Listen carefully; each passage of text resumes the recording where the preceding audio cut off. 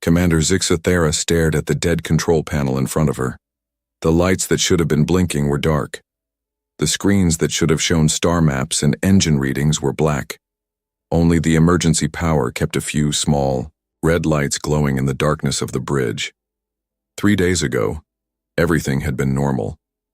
The Altarian research ship Quantum Echo had been flying through space on a simple mission. They were supposed to study plants and animals on distant worlds, nothing dangerous, nothing that should have gone wrong. But it did go wrong. Zixathera's long, thin fingers touched the communication device on her collar. "Engineering team, report," she said in her musical Altarian voice. The answer came back filled with static. "Commander, the engines are completely dead. We cannot fix them. The hyperdrive is broken beyond repair. We are stuck here. Stuck." The word hit Zixathera like a physical blow. They were floating in empty space, far from any star system, far from any trade routes, far from any help. She looked around the bridge at her crew. There were 12 Altarians on the Quantum Echo, all of them scientists and engineers, all of them smart people who had dedicated their lives to learning about the universe. None of them soldiers. None of them prepared for this. Dr. Kethali, the medical officer, looked up from her readings. "Commander, I have bad news. Our life support systems are failing. The air recyclers are working, but barely. We have maybe 6 more days before the air becomes too poisonous to breathe. 6 days." Zixathera did the math in her head. The nearest Altarian patrol ship was months away from their last known position. Even if someone noticed they were missing, which might take weeks, no one would know where to look for them. "What about the distress beacon?" asked Veltar, the communications officer. "Still working," Veltar replied. "But it is running on emergency power. It will die in 2 days, maybe 3, and there is nobody close enough to hear it anyway." Zixathera nodded slowly. She had hoped Veltar would have better news, but she had expected this answer. The Altarian Confederacy was vast, but space was much vaster. Ships could disappear out here and never be found. She thought back to how this had started. They had been investigating strange energy readings near a dead star system, old readings that did not match anything in their databases. As scientists, they could not resist taking a closer look. The energy readings had led them to what looked like an ancient space station. It was huge and clearly very old. Older than any Altarian technology. Maybe older than the Altarian species itself. "We should scan it," Dr. Kethali had suggested. "Think of what we might learn." Zixathera had agreed. It seemed safe enough. The station appeared to be dead. No power readings, no signs of life, just an ancient relic floating in space. But when they had started their scans, something had woken up. The station had come alive all at once. Lights had blazed along its surface. Weapons that should have been dead for thousands of years had turned toward their ship. And then those weapons had fired. The Quantum Echo had tried to run, but it was too late. Some kind of energy beam had hit their engines. Not enough to destroy the ship, but enough to cripple it completely. Their hyperdrive had shut down. Their main engines had died. Even their backup power systems had been damaged. They had drifted away from the ancient station, but they could not escape the star system, could not call for help, could not do anything but wait. "Commander," said Bixtel, one of the engineers, "we are getting reports from all departments. Food supplies will last maybe 8 days. Water recycling is working but using a lot of power. Heat is, well, it is going to get very cold in here soon." Zixathera looked at the faces of her crew. They were trying to stay calm, but she could see the fear in their large, dark eyes. Altarians were not built for this kind of crisis. Their species had evolved to be thinkers and researchers. They solved problems with their minds, not with violence or desperate action. "We need to make a plan," she said, trying to sound confident. "Let us think about this scientifically. What are our options?" "We could try to repair the engines," suggested Nixavara, the chief engineer. "With what parts?" Bixtel asked. "The damage is too severe. We would need components we do not have." "What about the escape pods?" Dr. Kethali asked. Veltar shook his head. The pods only have life support for a few hours, and there's nowhere to go. We are between star systems. They sat in silence for a long moment. Outside the viewports, stars glittered like tiny diamonds against the black of space. Beautiful and completely unreachable. We should send messages, Zixathara said finally. To our families, to the Confederacy. We should record what happened here. Maybe someday another ship will find our wreckage and learn from our mistakes. It was not much of a plan, but it was something. The crew nodded and began to disperse to their various tasks. Over the next 2 days, the situation grew worse. The temperature inside the ship dropped steadily as their power reserves drained away. The crew wore their heaviest clothes and huddled together for warmth. They ate less food to make their supplies last longer, but everyone knew it would not make much difference. Zixathara spent her time on the bridge, watching the stars and hoping for a miracle that would not come. Sometimes she activated the view screen to look at the ancient station they had found. It had gone dark again after attacking them, as if it had returned to its long sleep. She wondered what species had built it, what they had been trying to protect, whether they had ever imagined that their creation would still be killing innocent explorers thousands of years later. On the third day, Veltar approached her with a worried expression. "Commander, the distress beacon is getting weaker. It will stop working soon." "How long do we have?" "Maybe 6 hours. 8 at most." Zixathara nodded. She had known this moment would come. When the beacon died, their last connection to the outside, universe would be severed. They would be truly alone. "Keep monitoring it," she said. "And Veltar? Thank you. You have done excellent work under impossible circumstances." The communications officer's ears drooped with sadness, but he managed a small smile. "It has been an honor serving with you, Commander." As the hours passed, the beacon grew weaker and weaker. Veltar called out power readings that dropped steadily toward 0. The rest of the crew gathered on the bridge to watch. None of them spoke. There was nothing left to say. "Beacon power at 5%, Veltar reported. 3%. 1%. "Commander," Veltar said, his voice barely a whisper. "The beacon is—" He stopped. His large eyes went wide. He pressed his hands against his communication equipment and listened intently. "What is it?" Zixathara asked. "I am getting a response," Veltar said, his voice filled with disbelief. "Someone is answering our distress signal." The bridge erupted, in excited chatter. Zixathara felt her heart racing. "Are you sure? Who is it?" Veltar worked frantically at his controls, trying to boost their failing receivers. "The signal is very strange, Commander. It is using primitive radio frequencies instead of quantum communication, but it is definitely artificial, and it is getting stronger." "Can you translate it?" "I am trying, but the language is completely unknown." Wait. I think I have something." The bridge fell silent except for the soft hum of equipment. Then, through the static and interference, they heard a voice. It was harsh and alien, speaking in short, clipped sounds that their translation computer struggled to process. "Unknown vessel. This is Captain Sarah Chen of the United Earth Navy ship Defiant Resolve. We have received your distress signal. What is your status? Do you require assistance?" The translation was rough and full of gaps, but the meaning was clear enough. Someone had heard them. Someone was asking if they needed help. Zixathara looked around at her crew. Their faces showed a mixture of hope and fear. This was an unknown species with an unknown ship. They could be pirates or slavers or worse. But they were also the only hope the Quantum Echo had. "Veltar, open a channel," she ordered. "Channel open, Commander." Zixathara took a deep breath. "Unknown ship. This is Commander Zixathara of the Altarian vessel Quantum Echo. Our engines are destroyed. Our life support is failing. We desperately need help." There was a long pause. Then the alien voice came back, clearer this time, as their computers worked on the translation. "Quantum Echo, we read you. We are changing course to your position. Estimated arrival time is 47 minutes. Hold tight. Help is coming." Veltar looked at his instruments and gasped. "Commander, they were not lying. I am detecting a massive energy signature approaching at incredible speed." Whatever kind of ship they have, it is much more powerful than anything in our databases. Through the viewports, a new star appeared in the distance.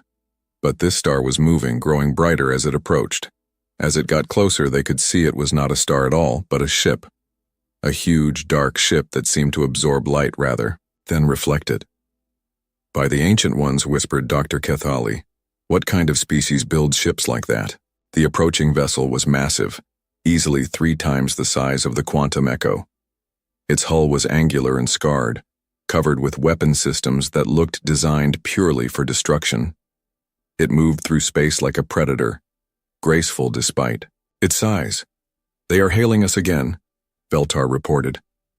The alien captain's voice filled the bridge. Quantum Echo, this is Defiant Resolve. We are beginning docking procedures.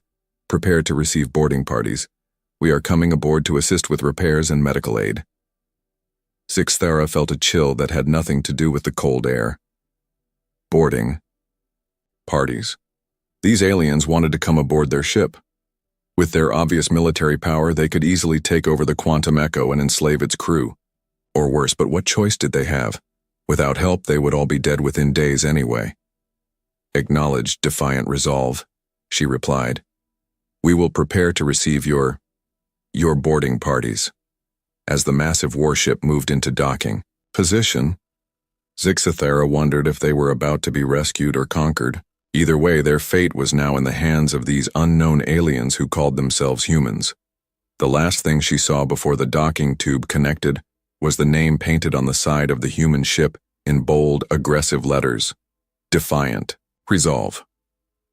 Whatever happened next, Zixthara thought, at least they would not die alone in the cold darkness of space. The universe was about to become a much more interesting place. The docking tube connected to the Quantum Echo with a loud metallic clang that echoed through the ship. Zixthara and her crew waited on the main deck, not knowing what to expect. They had arranged themselves in what they hoped looked like a peaceful formation, but Zixthara could see the fear in everyone's eyes. The airlock hissed open, and the first human stepped through. Zixthara had tried to imagine what these aliens might look like, but the reality was more shocking than her wildest guesses. The human was shorter than most Altarians, but much broader and more muscular. Altarian bodies were thin and delicate, built for thinking and careful work. This creature looked like it was designed for fighting. The human wore some kind of armored suit that was clearly military. Its face was hidden behind a protective helmet, but Zixthara could see eyes that looked around the room quickly and carefully, taking in every detail. This was a predator studying its environment. More humans came through the airlock. All of them were armed. All of them moved with the same careful, dangerous grace. Zixthara counted 6 of them before their leader stepped forward and removed her helmet. The human leader was female, with short dark hair and skin that was darker than any Altarian's pale complexion. Her face was hard and weathered, marked by what looked like old scars, but her eyes, while alert and watchful, did not seem cruel. Commander Zixthara? The human asked. Her voice was rough but not hostile. Yes, Zixthara replied, her own voice barely a whisper. I am Commander Zixthara. The human leader nodded once. I am Captain Sarah Chen of the United Earth Navy. We received your distress signal and came as quickly as we could. What is your situation? Zixthara looked around at her crew, then back at the humans. These aliens had weapons that could kill everyone on the ship in seconds. They had a warship that could destroy the Quantum Echo without effort. But they were asking about the situation, not demanding surrender. Our engines are completely destroyed, Zixthara explained. Our life support systems are failing. We have perhaps 4 days of air remaining, maybe less. Our food and water will last about a week. Captain Chen nodded and spoke into a device on her wrist in rapid human language. Zixthara's translation computer could only catch a few words. Medical team, engineering, and emergency supplies. We are going to help you, Captain Chen said, turning back to Zixthara. My people are bringing equipment to fix your life support systems. Our medical officer will check on your crew's health, and our engineers will see what we can do about your engines. Zixthara stared at the human captain. You You are going to help us? Just like that? You do not want anything in return? Captain. Chen tilted her head slightly as if the question confused her. You sent a distress signal. You need help. That is enough. Before Zixathara could respond, more humans came through the airlock. These ones carried large cases of equipment and supplies. They moved quickly but carefully, like people who knew exactly what they were doing. One of the humans, a smaller female, with red hair, approached Dr. Kethali with a device that was obviously some kind of medical scanner. She spoke in simple, slow words that the translation computer could handle better. I am Dr. Rodriguez. I need to check your health. Is this acceptable? Dr. Kethali looked at Zixathara, who nodded. The human doctor began running her scanner over the Altarian medical officer, studying the readings with professional interest. Meanwhile, other humans had spread throughout the ship. Zixathara could hear them working in the engineering sections, their voices calling out measurements and instructions. They seemed to know what they were doing, even though they had never seen Altarian technology before. Captain Chen, Zixathara said carefully, may I ask why you are doing this? Your ship is obviously powerful. You could simply take what you want from us. Why help instead? The human captain looked at her with an expression that Zixathara could not read. Because you asked for help, she said simply, and because it is the right thing to do, the right thing to do. The phrase was strange to Zixathara. In Altarian society, decisions were made based on careful analysis of costs and benefits. Treaties were negotiated, agreements were made. Help was given in exchange for something of equal value. But these humans seemed to be operating on completely different principles. A loud crash came from the engineering section, followed by human voices shouting. Zixathara felt her heart sink. Had something gone wrong? But Captain Chen just smiled slightly. Do not worry. That is just Chief Petty Officer Martinez. He likes to take things apart to see how they work. Usually he can put them back together better than before. A few minutes later, a human voice called out over the ship's communication system. Captain Chen, this is Martinez. Good news and bad news. Bad news is that their hyperdrive is completely fried. Good news is that we can get their life support running at full capacity within 2 hours. Their sublight engines are damaged but repairable. We can have them flying again, just not jumping to hyperspace. Captain Chen pressed her wrist device. Understood, Martinez. What do you need? Some parts from our fabrication unit, and maybe 6 more hours of work. These Altarian systems are actually pretty elegant once you figure them out. Zixathara felt a wave of relief wash over her. They would live. Whatever happened next, her crew would not die in the cold darkness of space. Captain Chen, she said, I must ask again, what do you want in return for this help? Our ship has some scientific equipment that might be valuable. Our databases contain star charts and research data. We can offer. Captain Chen held up a hand to stop her. We do not want anything from you. We are happy to help. But there must be something. Some kind of trade. Some kind of agreement. The human captain shook her head. The only thing we want is for you to get home safely to your families. Zixathara felt her legs go weak. This was completely outside her understanding. No species helped others without expecting something in return. It went against the basic logic of survival and resource management. Dr. Rodriguez approached them, looking concerned. Captain, I need to speak with you privately. The 2 humans moved to a corner of the room and talked in low voices. Zixathara could see Dr. Rodriguez pointing at her medical scanner and shaking her head. Captain Chen's expression grew serious. They came back to the group, and Dr. Rodriguez addressed Dr. Kethali directly. Your people are suffering from oxygen deprivation and malnutrition. It is not critical yet, but it will be soon. We need to get some of our emergency air supplies connected to your life support system immediately. Dr. Kethali nodded weakly. Zixathara noticed for the first time that her medical officer's skin had a slightly blue tint that indicated low oxygen levels. How had she missed that? Martinez, Captain Chen called into her wrist device. Medical priority. We need emergency air supplies connected to their life support right now. On it, Captain. Give me 10 minutes. True to his word, 10 minutes later, the air on the ship began to smell fresher and cleaner. Zixthera took a deep breath and felt her mind clearing. She had not realized how bad the air had gotten. Dr. Cathali's color began to improve almost immediately. Dr. Rodriguez stayed close to her, monitoring her condition with obvious concern. "Thank you," Dr. Cathali whispered to the human doctor. "No need to thank me," Dr. Rodriguez replied. "This is what we do." Over the next several hours, the humans worked with incredible efficiency. They repaired systems that the Altarians had thought were beyond fixing. They shared their food and water supplies without being asked. They even provided warm clothing when they noticed that the Altarian crew was shivering in the cold ship. Zixthera watched all of this with growing amazement. These humans were clearly warriors. Their ship was built for combat, their equipment was military, and they moved with the discipline of soldiers. But they treated the Altarians with gentle care, like precious cargo that needed protection. Veltar approached her with a puzzled expression. "Commander, I have been monitoring human communications. They have been sending messages to other ships in their fleet." "What kind of messages?" Zixthera asked. "They are reporting our situation and requesting additional supplies. But here's the strange part. They are also asking for diplomatic specialists and xenobiologists to be sent to our location." "Why would they want diplomats?" "I think," Veltar said slowly, "they want to make sure they handle first contact with our species correctly. They are worried about making mistakes that might offend us or cause problems later." Zixthera stared at him.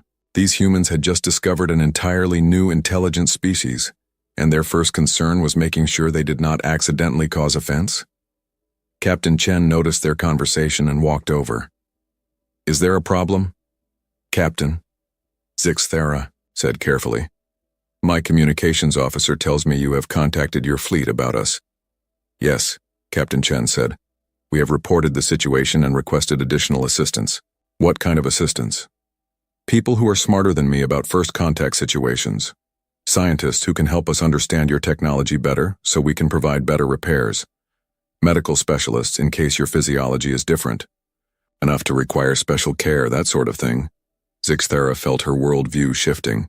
Everything she thought she knew about how intelligent species behaved was being challenged by these humans. "Captain Chen," she said, "in my experience, when two unknown species meet for the first time, the result is usually conflict. War, even. You have superior technology and firepower. You could easily conquer our ship and take us prisoner. Why do you not?" Captain Chen looked genuinely shocked by the question. "Why would we do that? You have done nothing to harm us. You are just people who needed help. But we are competitors for resources. Our species might conflict over territory or trade routes in the future." "That might happen," Captain Chen agreed. "But it has not happened yet. Right now you are just people who need help. And we help people who need help. That is what humans do." A loud beeping sound came from the ship's systems and Martinez's voice echoed through the corridors. "Captain, we have restored full life support. Air recycling is operating at 100% efficiency. Temperature controls are back online. They should be comfortable now." The change was immediate. Warmth began to flow through the ventilation system, and the air became crisp and clean. For the first time in days, Zixthera felt like she could breathe easily. "What about the engines?" Captain Chen asked. "Sublight engines will be operational in about 4 more hours. But Captain, that hyperdrive is completely destroyed. They are not going anywhere fast without it." Captain Chen turned to Zixthera. "How far is your nearest base or colony?" Zixthera did some quick calculations. "About 3 months at sublight speed. That is too far. Your supplies would not last that long, even with our help." Captain Chen was quiet for a moment, thinking. Then she pressed her wrist device again. "Martinez, what would it take to get their hyperdrive working?" "We would need to replace the entire hyperdrive core, Captain. We do not have those kinds of parts." Captain Chen nodded. "Understood." She looked at Zixthera. "We will escort you to the nearest human outpost. From there we can arrange transportation to get you back to Altarian space." "You would do that? Take us to your territory?" Unless you have a better idea. Zixthera looked around at her crew. They were all listening to the conversation, and she could see hope returning to their faces for the first time in days. "Captain Chen," she said, "I do not understand your species at all, but I am very grateful that we found you instead of someone else." Captain Chen smiled, and for the first time, Zixthera saw warmth in the human's eyes instead of just professional competence. "You did not find us, Commander," she said. "We found you, and that made all the difference." Outside the viewports, stars continued to glitter in the darkness, but now they no longer looked cold and hostile. They looked like stepping stones on a path that would lead the quantum echo home. The next few hours changed everything Zixthera thought she knew about the universe. She watched the humans work with her crew, and what she saw challenged every assumption her species had about how intelligent beings interacted. The humans did not just help, they taught. They shared their knowledge freely, showing Altarian engineers better ways to maintain their systems. Chief Petty Officer Martinez, a stocky human with graying hair and gentle hands, worked alongside Bixtel to repair the quantum echo's environmental systems. But instead of just fixing the problem, he explained each step in simple terms that the translation computer could handle. "Your people built this system very well," Martinez said, pointing to a complex array of pipes and filters. "Much more elegant than our designs. But see this connection here? It is a weak point. If you reinforce it like this." He showed Bixtel how to add a simple bracket that would prevent future failures. Bixtel watched everything with wide eyes. "Why are you teaching me this? This knowledge could be valuable to your people." Martinez looked confused. "Knowledge is only valuable if it helps people. If I teach you, then your people will be safer. That makes the universe a better place." Dr. Rodriguez worked with Dr. Kethali in the medical bay, comparing notes on Altarian and human physiology.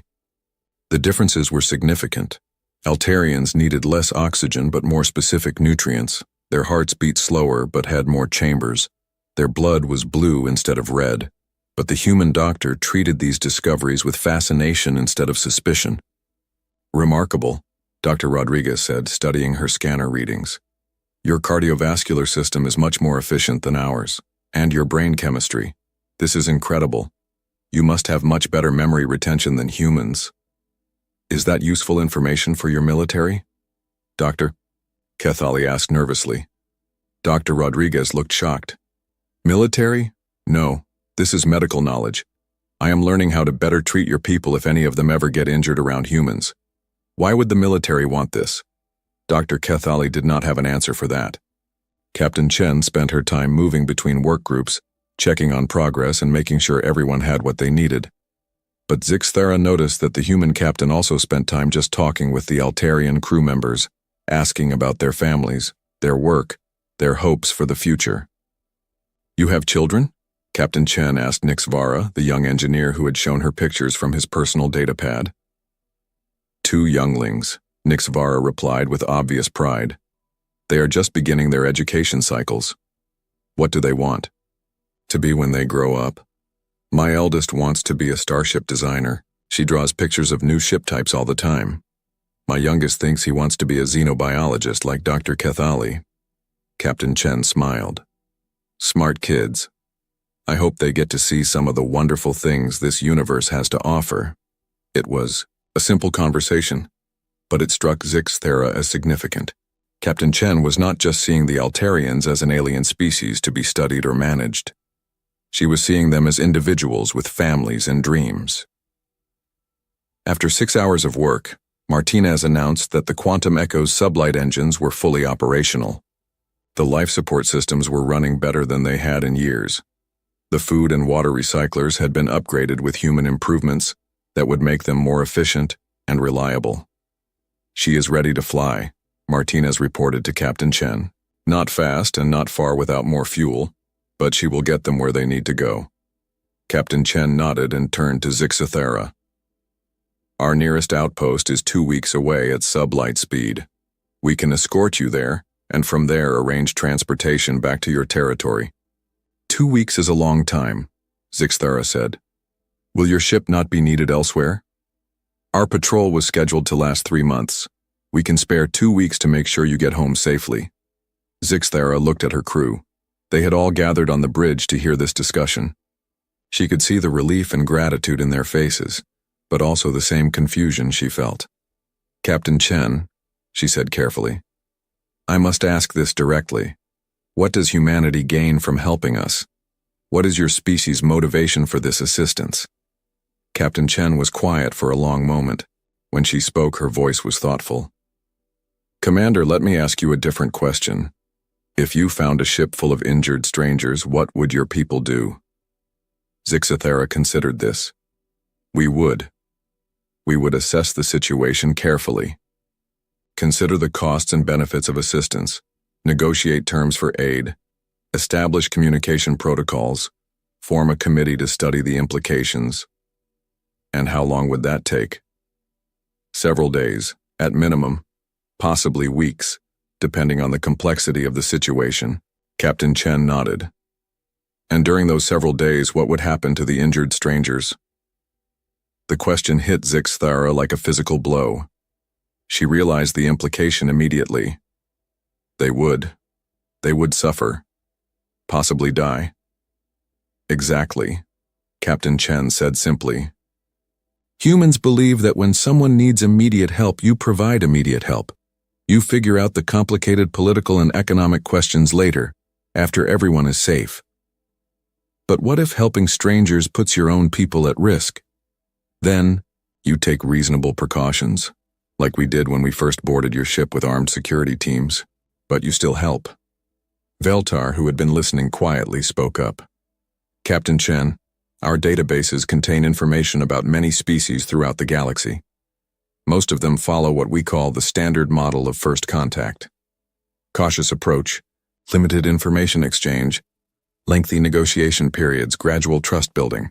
You humans seem to follow a completely different model. Captain Chen smiled. What model is that? Help first, ask questions later.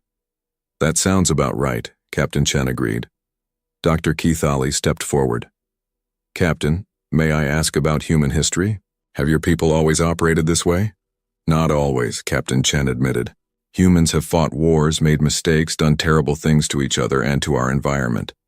But we learned from those mistakes. We decided that the universe has enough cruelty in it already. We do not need to add more. How did you learn this? Zixthara asked. Captain Chen was quiet for a moment, and Zixthara could see old pain in the human's eyes. My grandmother used to tell me stories about the old days, before humans learned to work together. Wars that killed millions. Disasters that could have been prevented if people had just helped each other instead of fighting over resources. She always ended those stories the same way. Sarah, the universe is vast and dangerous. The only way any of us survive is if we take care of each other. And your entire species believes this? Not all of us, Captain Chen said honestly. Humans are not perfect. We still have people who are selfish or cruel. But most of us try to live by a simple rule.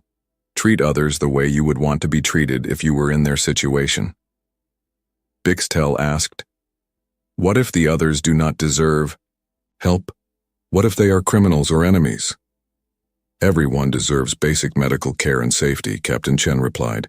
After that, there can be discussions about justice and consequences, but first you keep people alive. The conversation was interrupted by an alert from the Defiant Resolve's bridge. Captain Chen pressed her wrist device. Captain, this is Lieutenant Commander Park. We are detecting multiple contacts approaching at high speed. Very high speed. Captain Chen's expression immediately became serious. How many? 5 contacts. Unknown configuration. Estimated arrival time, 37 minutes. Zixthara felt her blood turn to ice. Captain Chen, this sector is supposed to be empty. There should not be any ships here. Captain Chen was already moving toward the airlock. We need to get back to our ship immediately. Commander Zixthara, I want you and your crew to prepare for emergency maneuvers. What kind of ships could they be? Dr. Keithali asked. Veltar was working frantically at his communication console. Commander, I am getting energy readings on long-range sensors. These signatures, they match krill hunting ships. The name sent a wave of terror through every Altarian on the bridge. The Krill were legends, nightmare stories told to frighten children, ancient predators that swept through civilized space every few generations, harvesting technology and enslaving entire populations. "Are you certain?" Zixthara asked, though she could see the answer in Veltar's terrified expression. "The energy signatures are unmistakable. 5 Krill bioships, each one capable of destroying a dozen ships like ours." Captain Chen had stopped at the airlock. She looked back at the Altarians, and Zixthara could see the human making a decision. "Defiant resolve, this is the captain. Prepare for combat operations, all hands to battle stations." "Captain," Zixthara said urgently, "you do not understand. The Krill are not just another hostile species. They are living nightmares. Their ships are grown, not built. They have weapons that can tear holes in space itself.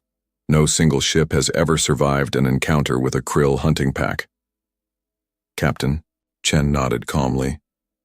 "Then I guess we will be the first." "You should run," Zixthara insisted. "Your ship is fast. You can escape before they arrive. There is no shame in retreating from the Krill. And leave you here defenseless? We are already doomed. There is no point in both ships being destroyed." Captain Chen looked at her with an expression that Zixthara would remember for the rest of her life. It was not anger or fear or resignation. It was something much simpler and much more powerful. "Commander," Captain Chen said quietly, "we do not abandon people who need help. That is not who we are." She pressed her wrist device.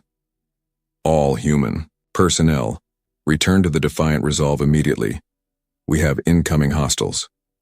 As the human crew gathered their equipment and prepared to leave, Martinez approached Bixtel one last time. "If we do not survive this," he said simply, "remember what I taught you about the environmental systems. Take care of your people." Dr. Rodriguez pressed a small device into Dr. Kethali's hands. "This is a medical scanner calibrated for Altarian physiology. Use it to monitor your crew's health." One by one, the humans said their goodbyes, as if they were saying farewell to old friends instead of aliens they had met only hours before. Captain Chen was the last to leave. She stood at the airlock and looked at Zixthara. "Captain?" Zixthara said desperately, "Please reconsider. You do not owe us anything. You have already done more than anyone could expect." "Commander," Captain Chen replied, "you sent out a distress call. We answered. That means something to us. It means we take responsibility for your safety. But your crew?" "My crew volunteered for military service knowing that sometimes we would have to risk our lives to protect others. This is what we signed up for." The airlock sealed and the docking tube disconnected. Through the viewports, Zixthara watched the massive human warship move into a defensive position between the quantum echo and the approaching threat. On her communication system, Captain Chen's voice was calm and professional. "Quantum Echo, this is Defiant Resolve. We are moving to intercept the hostiles. Stay behind us and be prepared to run if we give the order." "Defiant Resolve," Zixthara replied, her voice breaking. "Thank you. Just doing our job, Commander. See you on the other side." Zixthara looked around at her crew. They were all staring at the human ship, watching as it prepared to face impossible odds to protect strangers. "Commander," Veltar whispered, "what kind of species does this? What kind of people risk everything for aliens they just met?" Zixthara watched the Defiant Resolve charge its weapons and orient toward the approaching Krill fleet. She thought about Captain Chen's words, about Martinez teaching Bixtel, about Dr. Rodriguez caring for Dr. Kethali, about a human grandmother, teaching her granddaughter that the only way to survive was to take care of each other. "The kind of species," she said softly, "that the universe has been waiting for." In the distance, 5 dark shapes appeared against the stars, growing larger as they approached. The Krill had arrived, and the most important battle in galactic history was about to begin. The Krill ships emerged from hyperspace like nightmares given form. Zixthara had seen pictures of Krill vessels in historical databases, but seeing them with her own eyes was far more terrifying. These were not ships in any conventional sense. They were living creatures, bred and grown for war, each one the size of a small moon. Their hulls were black and organic, pulsing with veins of dark energy. Weapon pods grew from their surfaces like tumors, and their fronts were shaped like massive jaws lined with teeth made of crystallized metal. They moved through space with the fluid grace of sea creatures, completely silent, utterly alien. "By the Ancient Ones," whispered Dr. Kethali. "They are even worse than the stories say." The lead Krill bioship was larger than the others, its hull covered in scars from 1,000 battles. Bony protrusions jutted from its surface, and its weapon, a rays glowed with malevolent energy. This was a creature that had devoured entire fleets. The Defiant Resolve looked tiny in comparison, a metal dart facing down 5 living mountains. But the human ship did not retreat. Instead, it accelerated toward the Krill formation, its own, weapons charging for battle. "Quantum Echo," Captain Chen's voice came over the communication system. "Stay back and monitor the situation. If we fail, run. Do not try to help us. Get your people to safety." Zixathera pressed the communication button with shaking hands. "Defiant Resolve, you are outnumbered 5 to 1. Each of those ships is larger than a dozen of yours. Please reconsider." "Understood, Quantum Echo. We have engaged the enemy before. We know what we are doing." But as Zixathera watched, she wondered if any species could know what they were doing when facing the Krill. These creatures had been the terror of space for millennia. They had destroyed civilizations that were older and more advanced than humanity could possibly be.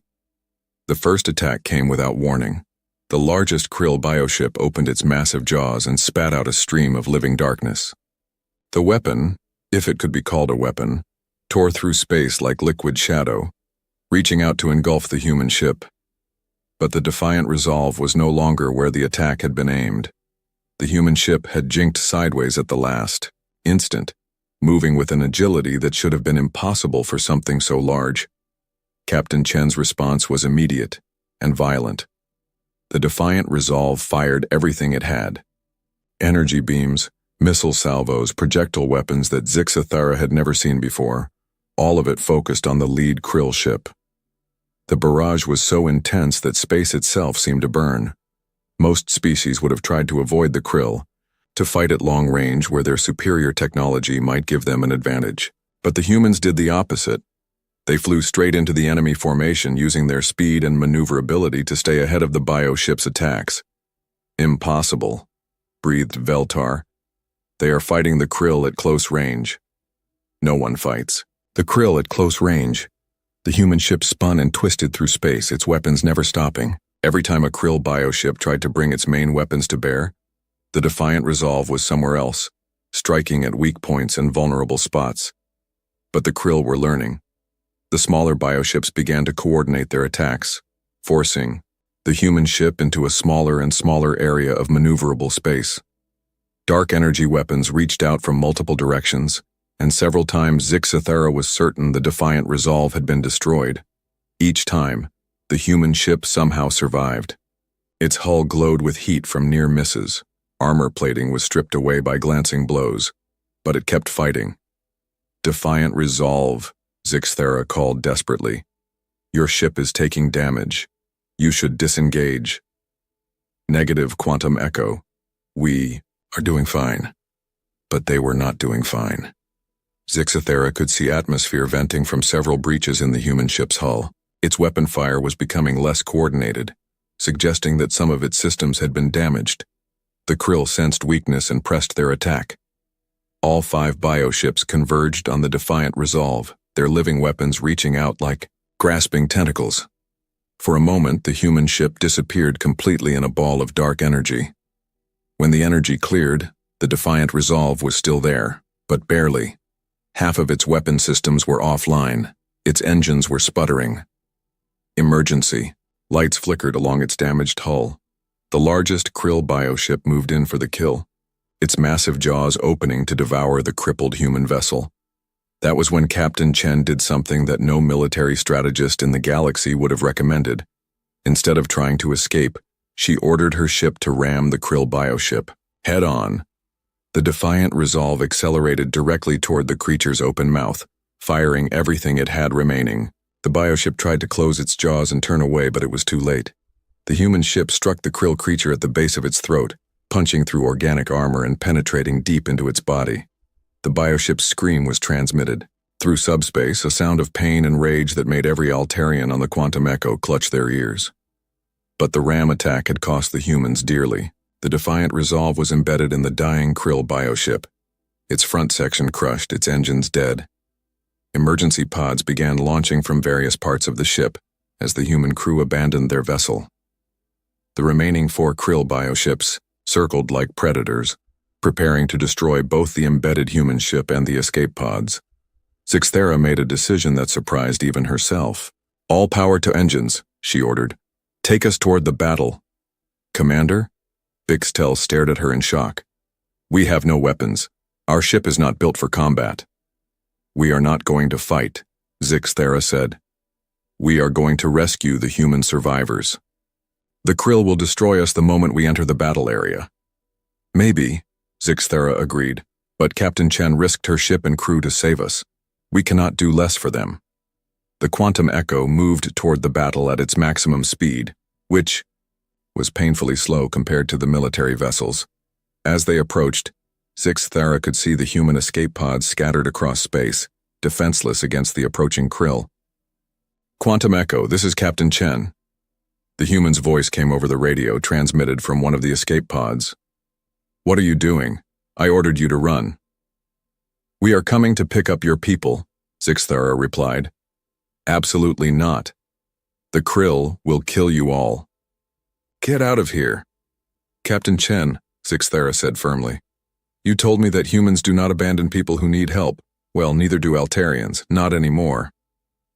One of the smaller Krill bioships had noticed the approaching Quantum Echo and was turning toward them, its weapon pods glowing with malevolent energy. "Incoming Krill ship," Veltar reported, his voice tight with fear. "It will be in weapons range in 60 seconds. "How long to reach the first escape pod?" Zixthera asked. 90 seconds. They were not going to make it. That was when something unexpected happened.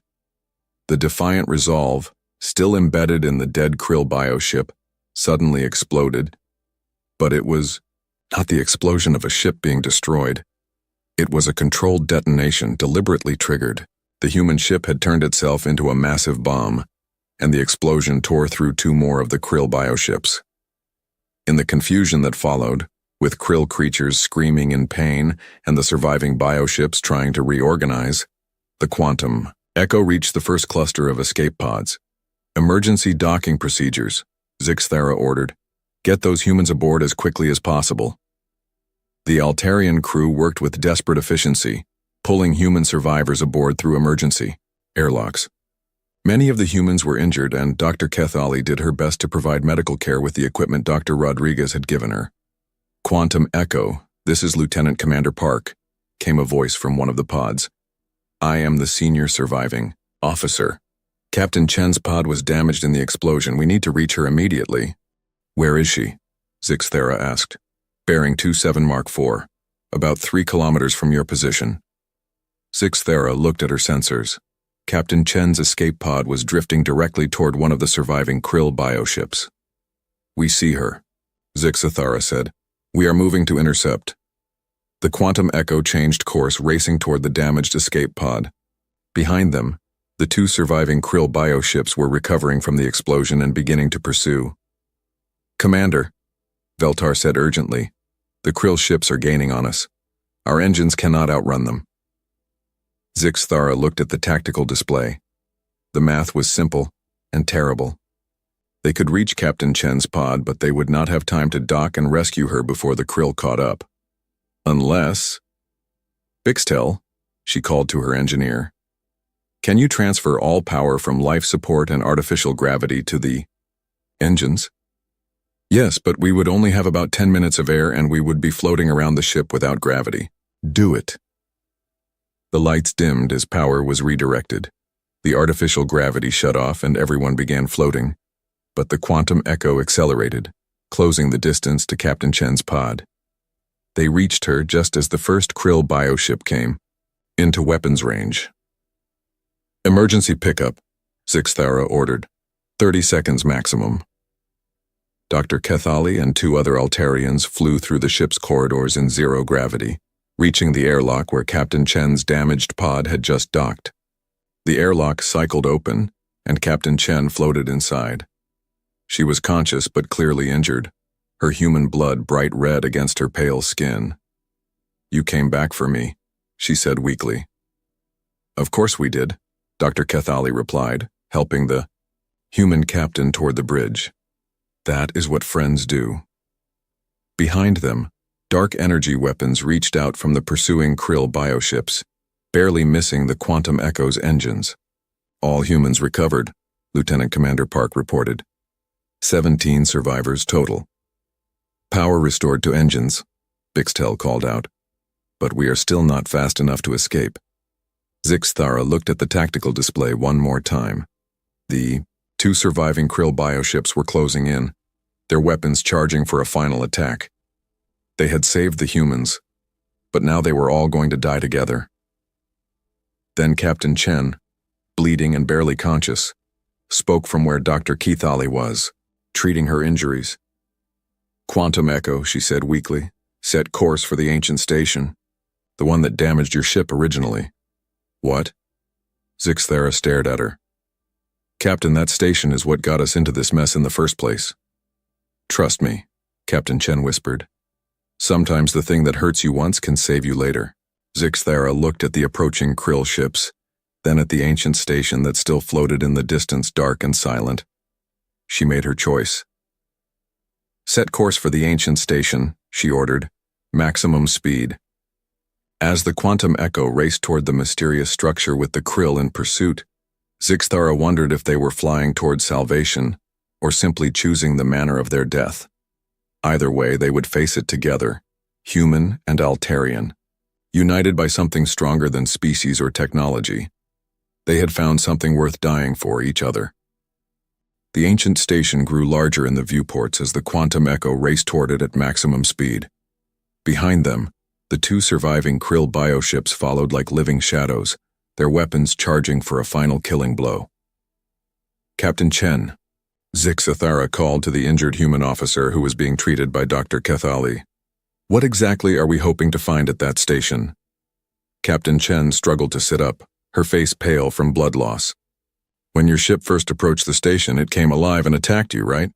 "Yes, but it was defending something. Stations like that are usually automated guardians. If we can get close enough to trigger its defenses again, it will attack us too," Zixthara pointed out. "We barely survived the first time." "Maybe," Captain Chen agreed. "But the Krill are right behind us. At least this way we have a chance." Lieutenant Commander Park, the senior surviving human officer, floated over to join the conversation. "Captain, with respect, that station crippled the Quantum Echo with a single shot. If it fires on us again, then we die trying something instead of just running until we get caught," Captain Chen replied. "Sometimes that is the best you can do." Through the ship's communication system, Veltar's voice called out urgently. "Commander, the Krill are gaining on us. They will be in weapons range in 2 minutes." "How long until we reach the station?" Zixthara asked. 3 minutes, maybe 4. They were not going to make it. Zixthara looked around the bridge at the mixed crew of humans and Altarians working together. A few hours ago, these species had never met. Now they were united in a desperate attempt to survive. "All stop," she ordered suddenly. "Commander?" Bixtel stared at her in shock. "If we stop, the Krill will catch us." "Exactly." Zixthara turned to face the group. "We cannot outrun them and we cannot fight them. But maybe we can outsmart them." Captain Chen's eyes lit up with understanding. "You want to let them catch us? I want them to think they have caught us. Veltar, can you make our engines look like they have failed? Make it seem like we are drifting helplessly?" Veltar's fingers danced over his controls. "I can shut down the main engines and vent some plasma to make it look like we have been damaged. But Commander, if this does not work, If this does not work, we were dead anyway, Zixathera said simply. The quantum. Echo suddenly went dark and began to drift. From the outside, it would look like their engines had finally failed, leaving them defenseless in space. The krill took the bait. Both bioships slowed their approach, circling the apparently helpless vessel like predators savoring their victory. Through the viewport, Zixathera could see their organic hulls pulsing with anticipation. They are moving into capture position, Lieutenant Commander Park observed. They want to take us alive. That is what I was hoping for, Zixathera said. Veltar, how close are we to the ancient station? 2 kilometers in closing. We are drifting toward it on residual momentum. The larger of the 2 krill bioships moved closer to the quantum echo, extending what looked like metallic tentacles. To grab hold of the smaller ship, the creature's massive jaws opened slightly, revealing rows of crystalline teeth designed to tear through metal hulls. 1 kilometer to the station, Veltar reported. Whatever we are going to do, we need to do it soon. That was when the ancient station came alive. Just as it had when the quantum echo first approached, lights blazed along the massive structure's surface. Weapon systems that had been dormant for millennia rotated toward the new arrivals. And this time, there were multiple targets to choose from. The station's artificial intelligence, or whatever passed for intelligence in something so old, made its choice quickly. The krill bioships were clearly the greater threat, armed and aggressive, while the quantum echo was apparently helpless. The station fired. The beam that lanced out from the ancient structure was not the relatively gentle warning shot that had disabled the quantum echo days earlier. This was the full power of a defensive system built by a species that had faced the krill before and learned to fear them. The energy beam struck the larger krill bioship amidships, and the creature's scream echoed through subspace as its organic hull was torn open. The bioship tried to retreat, but the station's weapons tracked its movement, firing again and again until the living vessel was nothing but expanding gases and twisted metal. The second krill bioship tried to flee, but the ancient station's targeting systems were implacable. Another beam reached out across space, striking the creature in its propulsion organs. Crippled, the bioship spun helplessly as the station's weapons finished it off. In the space of 30 seconds, the ancient guardian had destroyed 2 of the most feared predators in the galaxy. By the ancient ones, Dr. Kethali whispered. What species built something that powerful? Captain Chen smiled weakly. A species that understood the same thing humans learned. Sometimes you have to fight the monsters, no matter how big they are. The ancient station's weapons powered down, and its lights dimmed back to their dormant state. But before it returned to complete silence, something unexpected happened. Veltar's communication console lit up with an incoming signal. Commander, he said in amazement, the station is trying to communicate with us. Can you translate it? It is using very old protocols, but I think, yes, I can make out some words. The voice that came through the speakers was mechanical and ancient, speaking in a language that predated most known civilizations. But the translation computer was able to extract meaning from it. Greetings, travelers. The krill threat has been eliminated. Are you in need of assistance? Zixathera stared at the communication panel. It is asking if we need help. Just like we did, Captain Chen observed. Maybe that is what this station was built for. Not to attack travelers, but to protect them from things like the krill. Lieutenant Commander Park was studying the sensor readings. If that is true, then why did it attack the quantum echo originally? Because we were scanning it with active sensors, Zixathera realized. It probably interpreted that as hostile action. But ships that are just passing through, or ships that are clearly in distress, it protects them, Captain Chen finished. Veltar looked up from his console. Commander, the station is transmitting again. The ancient voice filled the bridge, once more. Unknown vessels, your ships show signs of damage. This station can provide basic repairs and supplies. Do you wish to accept assistance? Zixathera looked around at her mixed crew of humans and Altarians. They had all been through so much together. They had saved each other's lives, learned from each other, fought side by side against impossible odds. Veltar, open a channel, she ordered. Channel open, Commander. Ancient Station, this is Commander Zixthara of the Altarian vessel Quantum Echo. We accept your offer of assistance. And thank you for saving us from the Krill. It is the purpose for which this station was built, the mechanical voice replied. To protect travelers from the darkness between stars. Please proceed to Docking Bay 7. Repairs will begin immediately. As the Quantum Echo moved toward the massive station, Captain Chen struggled to her feet despite Dr. Kathali's protests. Captain, you should rest, the Altarian doctor said. Your injuries are serious.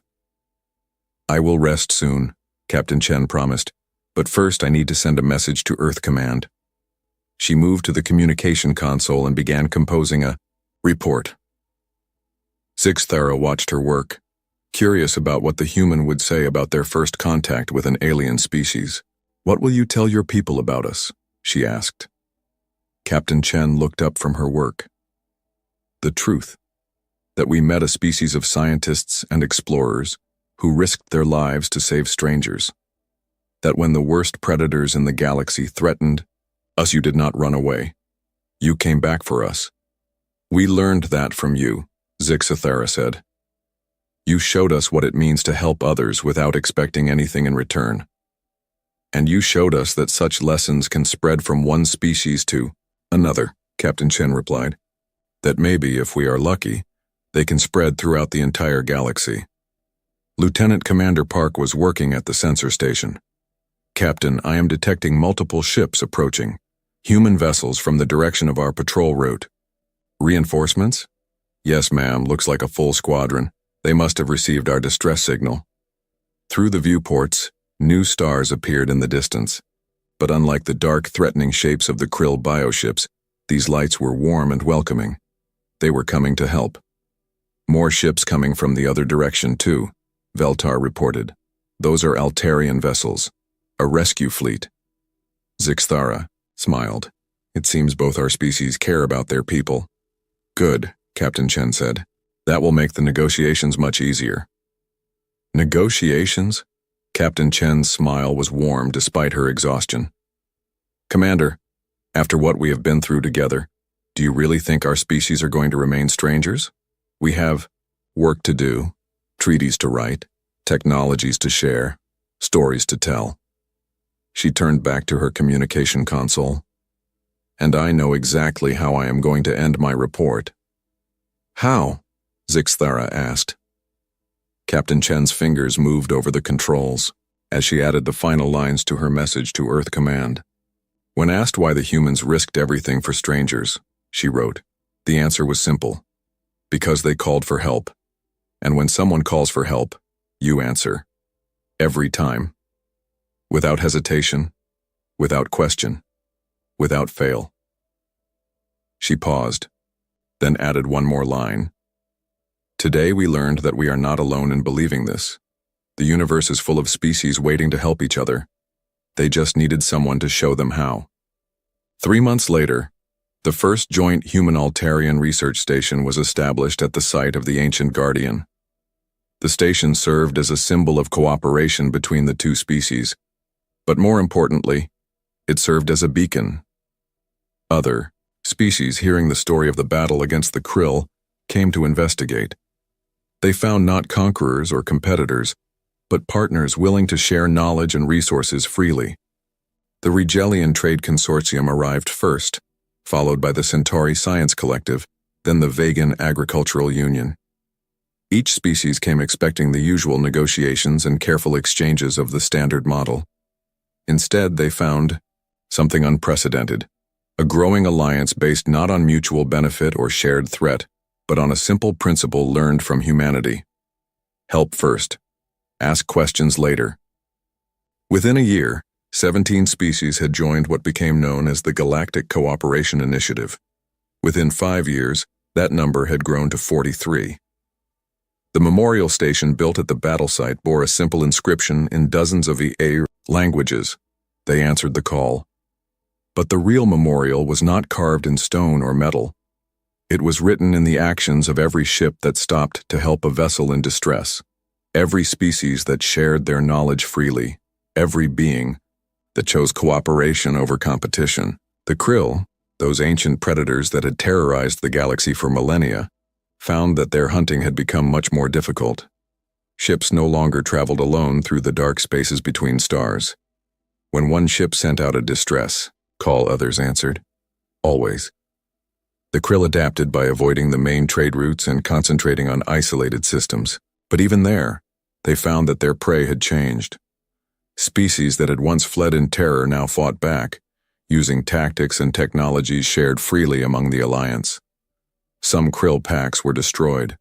Others simply disappeared into the deep dark of intergalactic space, seeking easier prey among species that had not yet learned the value of cooperation. And in the archives of every member species, the story was recorded for future generations. The story of first contact between humans and Altarians. The story of Captain Sarah Chen and Commander Zix Thara. The story of how two species learned that the universe was not a battlefield but a community. The story of how someone called for help and someone else answered without hesitation. It was a simple story, really. But simple stories told often enough can change the universe. The stars no longer seemed cold and distant. They were stepping stones on a path that connected every species, every world, every being who believed in something greater than themselves. They had learned the most important lesson in the cosmos. When someone calls for help, you answer, every time, without hesitation. Because that is what defines us all.